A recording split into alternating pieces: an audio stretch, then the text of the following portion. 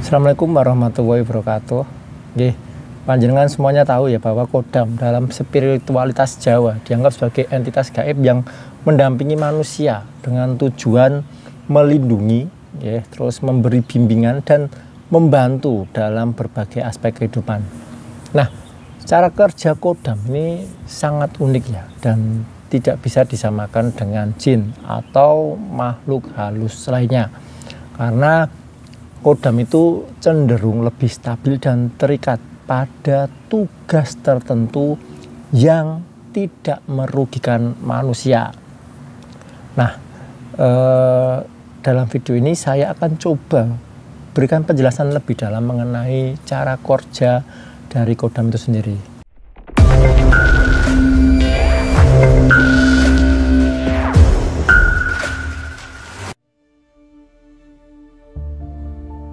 Kodam ini bekerja dengan memanfaatkan energi spiritual yang berada di sekitar manusia.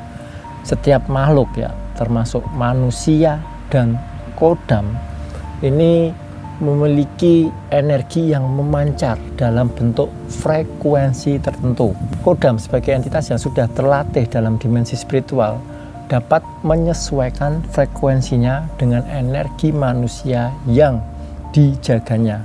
Nah, ketika frekuensi energi manusia terganggu oleh energi negatif seperti santet ya, Kodam akan bekerja untuk menyeimbangkan dan melindungi energi tersebut.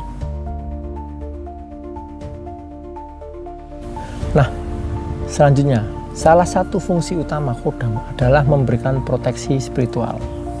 Kodam akan membentuk semacam perisai energi di sekitar pemiliknya untuk melindungi dari berbagai ancaman gaib seperti santet, guna-guna, atau serangan energi negatif dari orang lain. Nah, ketika energi negatif ini mendekat ya, Kodam ini secara aktif menangkis atau menyerap serangan tersebut sehingga ya tidak mempengaruhi fisik, mental maupun spiritual dari pemiliknya.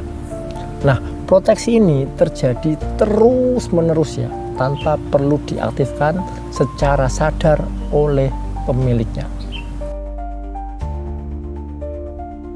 Selain sebagai pelindung ya, Kodam ini juga bertindak sebagai penuntun spiritual. Nah, Kodam tidak berbicara atau memberikan arahan secara verbal ya seperti manusia, tetapi mereka ini menyampaikan bimbingan melalui intuisi, mimpi atau tanda-tanda alam. Kodam ini bekerja dengan cara menguatkan intuisi dan memperjelas firasat pemiliknya. Misalnya ya, seseorang ya mungkin merasa ada firasat buruk sebelum mengambil sebuah keputusan besar, dan firasat tersebut bisa jadi merupakan peringatan dari Kodam. Kodam juga berfungsi sebagai penguat energi diri. Ketika pemiliknya merasa lemah secara fisik, mental, atau emosional ya, Kodam ini dapat memberikan dorongan energi tambahan yang meningkatkan vitalitas dan semangat hidup. Nah, mereka ini ya menyerap energi positif dari alam atau dimensi gaib yang kemudian disalurkan kepada pemiliknya, sehingga ya ini dapat mempercepat proses pemulihan atau meningkatkan daya tahan dalam menghadapi situasi sulit. Banyak orang yang menggunakan Kodam itu untuk tujuan menarik rezeki atau keberuntungan. Kodam bekerja dengan mempengaruhi energi di sekitar pemilik untuk membuka jalan yang lebih mudah bagi kelancaran rezeki atau peluang positif.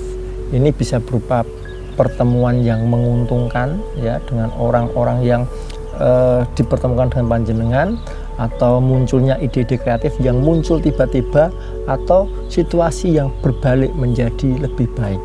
Namun Khodam tidak menciptakan kekayaan secara ajaib, melainkan membuka potensi dan jalan bagi pemiliknya untuk lebih mudah meraih rezeki.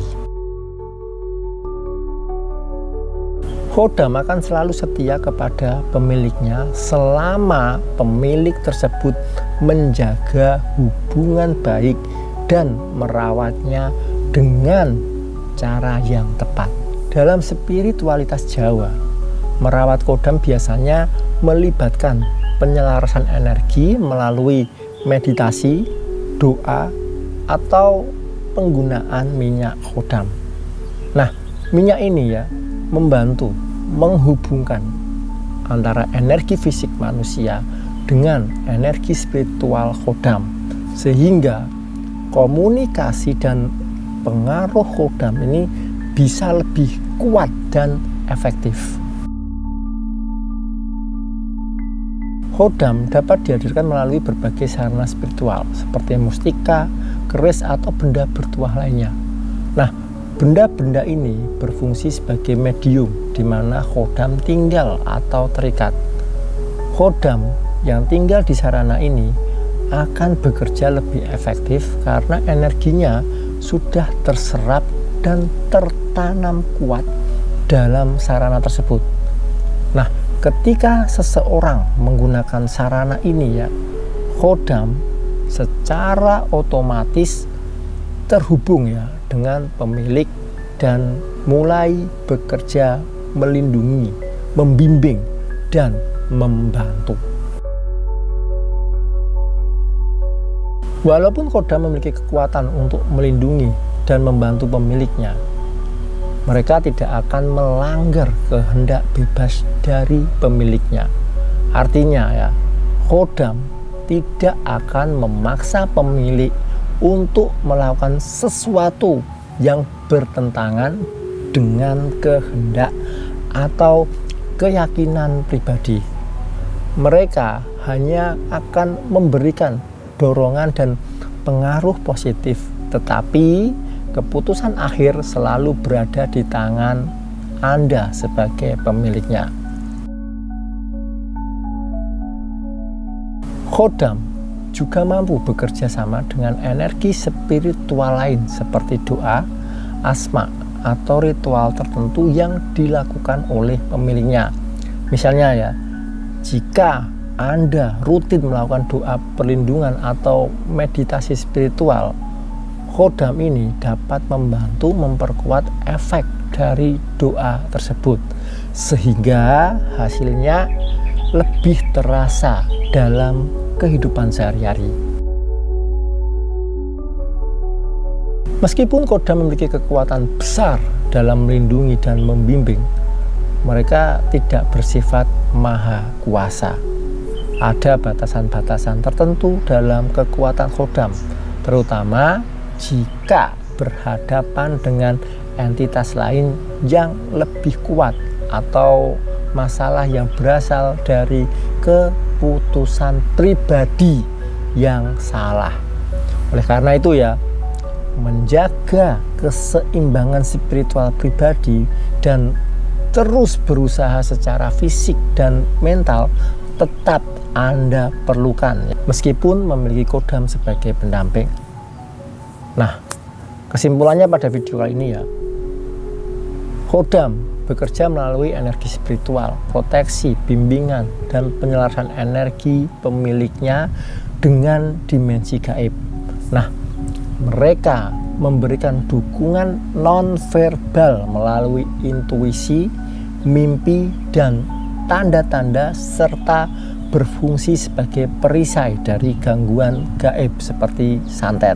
Khodam tidak hanya melindungi, tetapi juga membantu pemiliknya mencapai potensi terbaik dalam hidup. Namun, kesetiaan dan efektivitas Khodam tergantung pada bagaimana pemilik merawat dan berinteraksi dengan entitas tersebut, serta menjaga kehidupan spiritual yang seimbang.